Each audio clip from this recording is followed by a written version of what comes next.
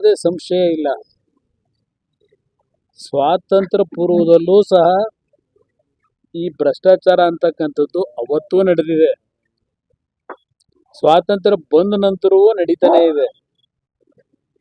ಎಲ್ರಿಗೂ ಈ ಸತ್ಯ ಗೊತ್ತಿರೋದೆ, ಎಲ್ರಿಗೂ ಸತ್ಯ ಗೊತ್ತಿರೋದೇ ಇದೆ.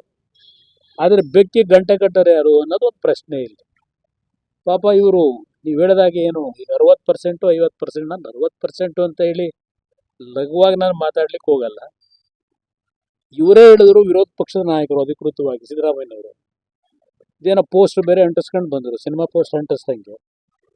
ಇದೇನೋ ಮುಖ್ಯಮಂತ್ರಿ ಫರ್ ಸೇಲೋ ಏನೋ ಪೇ CM ಅಂತ ಹೇಳಿ ಇದೇನೋ ಅಂಟಿಸ್ಕೊಂಡ್ ಬಂದರು. 40% ಅಂತ ಇವರೇ ಬೀದಿಲೆಲ್ಲ ಪ್ರಚಾರ ಮಾಡಿ ಅಧಿಕಾರನೂ ಗಿಟ್ಟಿಸ್ಕೊಂಡ್ರು.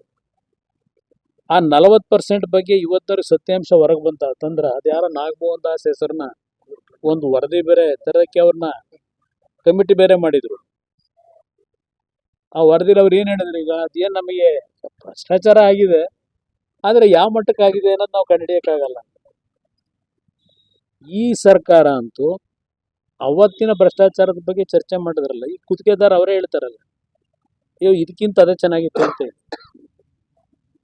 ಆಗಿನ 3 ವರ್ಷದ ಸರ್ಕಾರ ಇವರಿಗೆ ಯಾವ ಪರಿಸ್ಥಿತಿಯಲ್ಲಿ ಇದ್ದಾರೆ, ಅವತ್ತೇನ್ ಕೊಟ್ರು ಅದನ್ನ ಇನ್ನೂ ಸ್ವಲ್ಪ ಎಕ್ಸ್ಪ್ಯಾಂಡ್ ಮಾಡ್ಕೊಂಡವ್ರೆ.